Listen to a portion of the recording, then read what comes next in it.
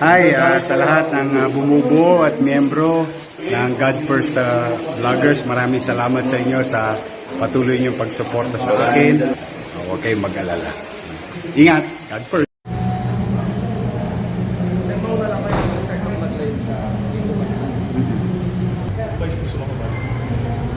Hi! Naka-God First si Raya. Hi, guys! Naka-ready si Raya, naka-God First. Boss Vibes.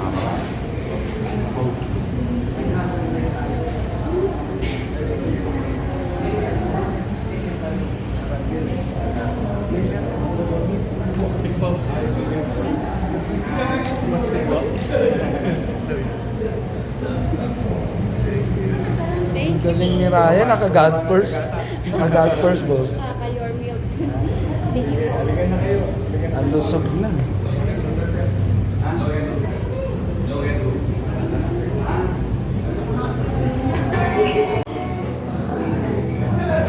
Boss, right na.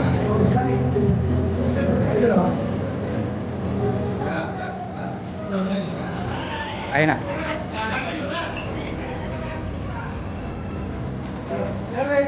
Hello, man. Hi! Hello! Hi, beautiful! You like your milk?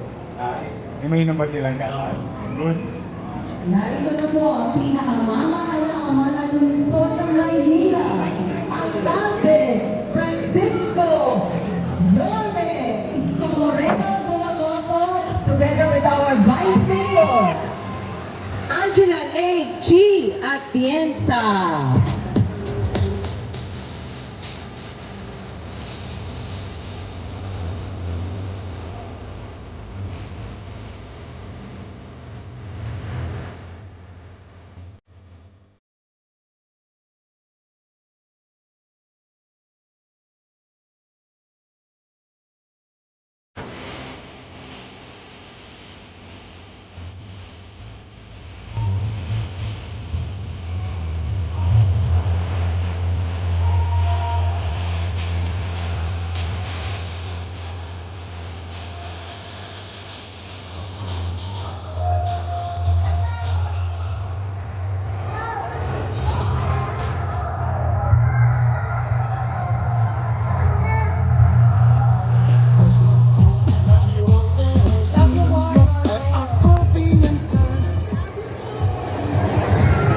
Ngayon po, kakaroon po tayo ng chance para po makapicture po tayo kay Yorme at kay Vice Chi.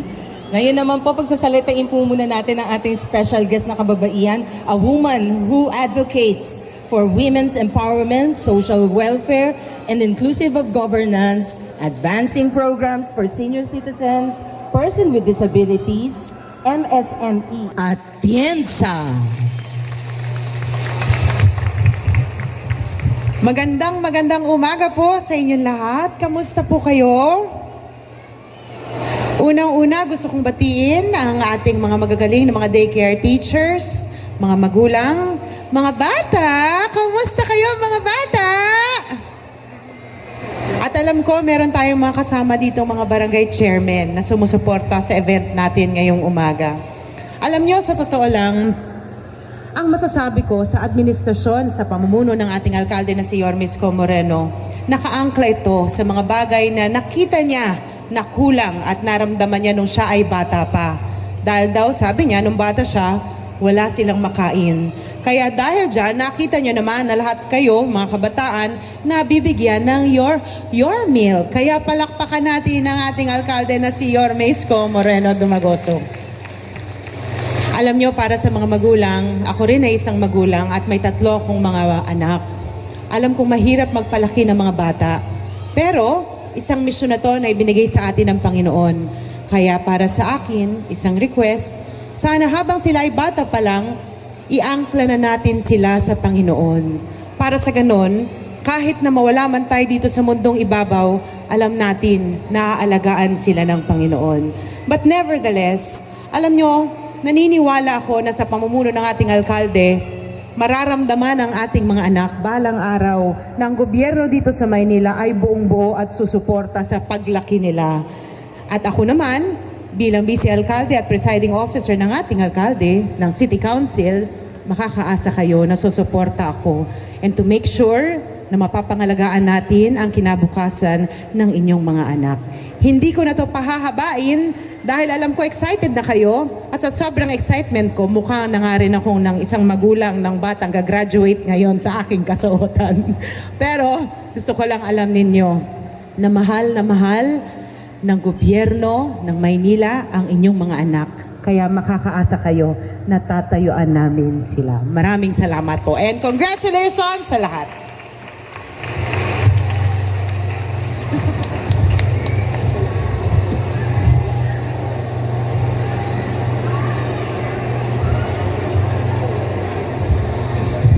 Salamat po sa ating pong Vice Mayor Chi Atienza. At sa umaga pong ito, para po makumpleto ang Appreciation Day natin sa pagbibigay, pagkilala sa magagaling na mag-aaral ng daycare center, ibinibigay ko po sa inyo ang tao na tunay na nagmamahal at nagmamalasakit sa mga anak ninyo. Ang alkalde ng lungsod ng Maynila, Yorme Isko Moreno Dumagoso. Thank you, Director Jay De La Puente at 10 ng ating mga kasamahan sa MDSW. Palakpakan natin ang ating mga daycare teacher at mga MDSW employees. Chairman, no? Gandang-ganda. Chairman, how are you? Nakapandiin ka ngayon, ha? Sa mga magulang na nandito, good morning. Sa mga bata, hi! Hello! Masarap ba yung your milk? Iniinom nyo araw-araw? Every other day. You know, mga nanay, mga tatay din na nandito, no? Nakakatuwang isipin na yung inyong mga anak ay sumisigla, lumulusog at lumalakas. Dala ng isang programa ng pamahalang lungsod ay ang pagtibayin ang kanilang kalusugan habang sila ay papalaki. Now, and let me share to you, sooner or later, your sons and daughters will go to regular school. Kinder, grade 1. Ayan na yung mga unang pupuntahan ng mga anak ninyo. Now, matanong ko lang ang mga magulang na nandito at lolo't lola na excited lagi sa apo nila. Gusto nyo bang ituloy natin yung nutrition program ng lungsod ng Maynila? Gusto nyo bang ituloy natin yung sariwang gatas para sa mga anak natin? Rest assured, with the success that we got from this program, ayos sa mga pag-aaral ng mga espesyalista, no, na nagdudulot ito ng magandang kalusugan sa inyong anak, ang inyong lingkod about a month ago and the school board, we already approved to widen our reach in providing nutrition to our children in the city of Manila. Come June, may bagong sets of kids na papasok sa daycare, may papasok sa kinder, at may papasok sa grade 1. Pumanatag kayo, mga nanay, mga tatay, from 21,651 kids, your kids, we will make it and reach 60,000 plus students in our city by June this year. Yung natamasa ng inyong apo, anak, ngayon sa daycare, pagpasok nila ng kinder, tuloy. At yung mga grade 1, kasama. So daycare, kinder, and grade 1, amounting to more than 60,000 students, MWF, 90 days will be receiving nutrition or supplemental nutrition sa atin dito sa lungsod ng Maynila.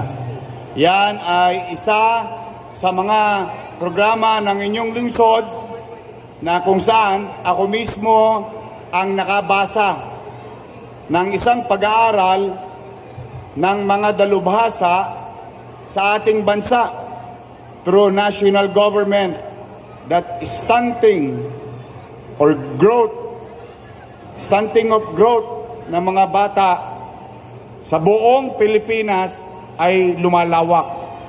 Kaya immediately when I read and share it to our nutritionists in the city, and they said it's true.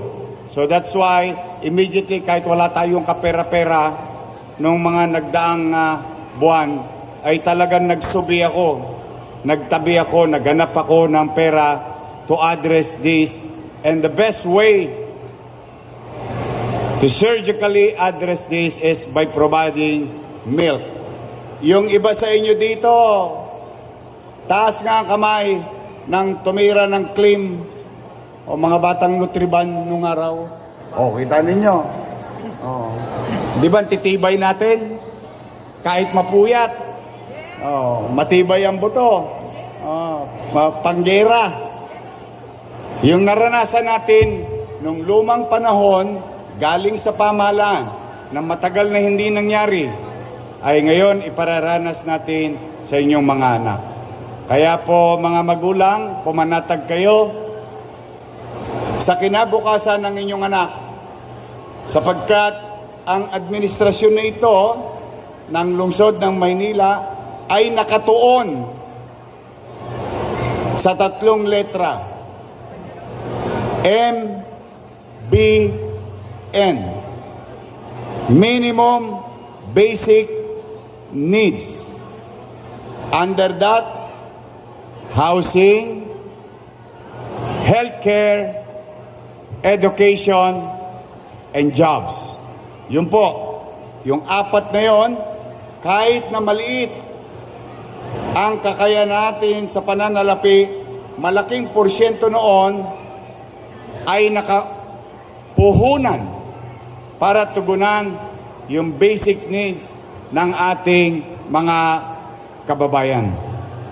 Diyan po tayo mamumuhunan in the coming years and maybe decades of our lives while I am your mayor. So ngayon naman, nais kong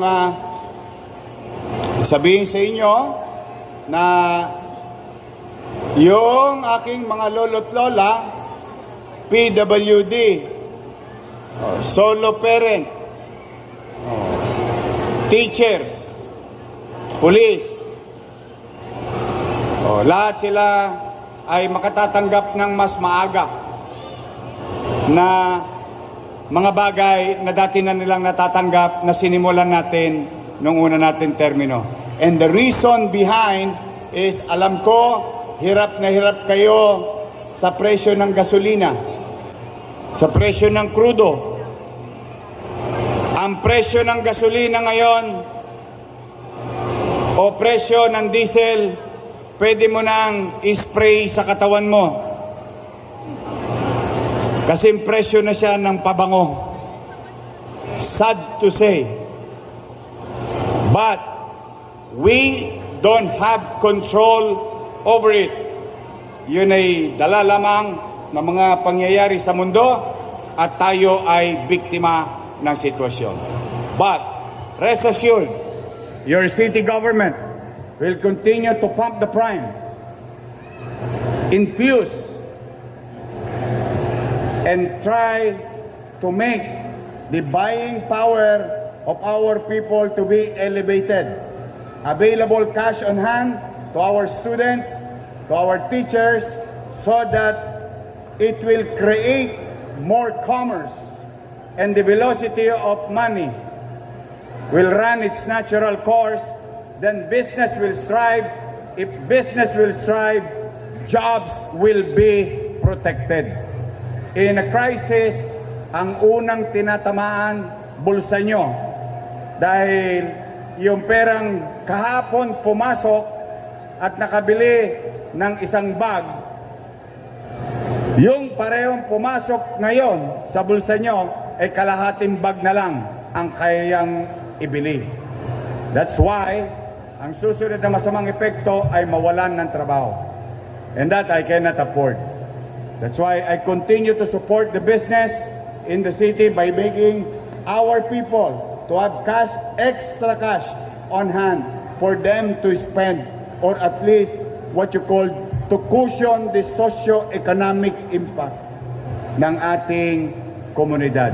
So in our own little way, here in Manila, sa 2 milyong mamamayan, at least matangos ang ilong nating makapaglalakad na kahit saan sa eskinita rito, about 300,000, 15% of our population will benefit from it. At susunod, pagdating ng Abril, may magaganap muli sa lungsod ng Maynila. Hopefully, with this stimulants, at least kahit hirap tayo, lalo na kayong mga nanay na namamalengke, kahit hirap tayo, mabigat ang presyo ng bilihin, maisalba lang natin, maitawid lang natin itong sitwasyon ito. This is temporary in nature. I hope soon maputol na itong sitwasyon na ito at magkaroon na ng kapayapaan sa mundo. Dahil ang kapayapaan at stability creates certainty, and certainty creates community, opportunity for the community. Yun po ang magiging direksyon natin in the coming days, weeks, and months of our lives in the city. Pumanatag kayo. Yung bimpo, hanggat may mapipiga ako, pipigayin ko. May i-deliver lang sa inyo. Kaya mga nanay, mga tatay, mga lolo't lola, mga teacher, carry on. Move forward. We together. We must continue to focus on and what is valuable in terms of expenditures ng ating lungsod. Kaya mga nanay, mga tatay, I'm happy for you. Mga bata, hi! O pwede ba? Sabay-sabay tayo? O kikiss natin ang daddy at mami natin. 1, 2, 3. O you kiss mami daddy. O tapos mga bata, sabay-sabay tayo. Mami, daddy, I love you. Kaya mga magulang, tandaan ninyo yung katabi nyo supling, there is brighter future for them. Don't ever give up. Katulad ng nanay kong si Chayong, pinadala ko sa Delpan Tulungan Center, kung saan na itatag yung Gat Andres Bonifacio Hospital. Ako ay produkto ng daycare. Ang tawag lang, Tulungan Center. Produkto ko ng parehong naibigay sa anak nyo ngayon. Sistemang pagtuturo, kung ano natikman ng anak nyo, yun ang natikman ko. But the thing is, hindi nag-give up ang mga magulang ko. Tatay ko sa Pier 8, istibador, nanay ko nakikilaba, Oh, pero araw-araw pinadadala ako sa eskwela. And yet, here I am now. Sino mag-aakala na ang daycare student pwede maging mayor ng lungsod ng Maynila?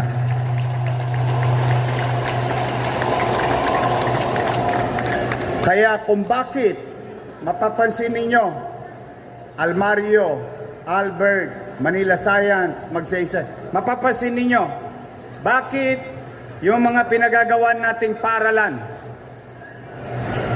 doon sa Tondo, sa Almario, mas mukhang pang mahal yung Almario kaysa sa Holy Child. Doon sa 4th District, I think that's one of the best infrastructure, educational infrastructure in the country, yung Albert. So why are we building this? Bakit ganito kamahal ang pamumuhunan ko sa mga mag-aaral sa Maynila? You know why? Yung anak ko, maswerte, nag-aral sa pribadong eskwelahan, nakatikim ng mga magagandang pasilidad. Good for them. Tayo, hindi. Pero, ang aking goal, ang pangarap ko, yung natikman ng anak ko, dapat matikman din ng mga anak ninyo sa loob ng pampublikong paaralan. That's why we tried our best to invest, develop spaces, convenient spaces between teacher and student ratio in a classroom. Convenient facility, top-notch facility, because you deserve better from your city government. Kaya sa mga nanay, sa mga tatay, keep it up. Go on. Habang naglalakbay kayo sa pagsubok ng buhay, huwag na kayong tumingin sa likod. Nasa gidli nyo lang ako, kasabay sa paglalakbay ninyo. Sa bandang Nangka, bandang Wakali, sabay-sabay tayong iraraos natin ang inyong mga anak sa magandang bukas na kanilang kakaharapin. So sa parents, congratulations, and I wish you all the best. And I hope that God will always give you good health. At least, if I have one prayer, ang gusto ko na lang maging malusog muna kayo. Because with your good health, you can continue to provide for your family. Mahirap ang pera, pero ang pera pag pinagsikapan, darating din. Pero ang buhay pag nawala, wala na. Kaya siguro for the meantime, let me do my job, let me do my work, but I'm praying that at least maging malusog lang kayo, at least tabla-tabla, walang natalo, walang nanalo. Maging malusog kayo para mairaos natin together. Tatay, nanay, lolo, lola, pamilya, gobyerno ng Maynila, maitawid natin ang mga bata sa susunod na panahon. So congratulations, mag-iingat kayo pag-uwi at pagpalain nawa kayo ng pong may kapal. Maraming salamat po. Manila! God first. Thank you. May bayad ba subscription? Wala, di ba? Click the button, subscribe, then click all.